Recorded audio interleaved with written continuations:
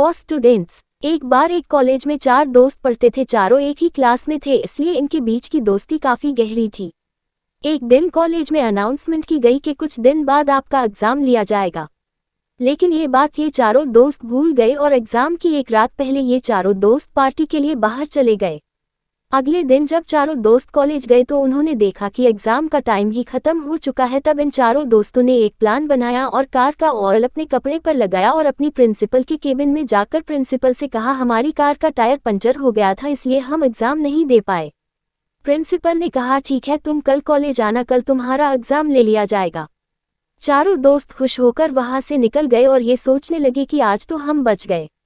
इन चारों दोस्तों ने रात भर पढ़ाई की और जब अगले दिन एग्जाम देने गए तब इनसे कहा गया कि तुम चारों का एग्जाम अलग अलग क्लास में लिया जाएगा।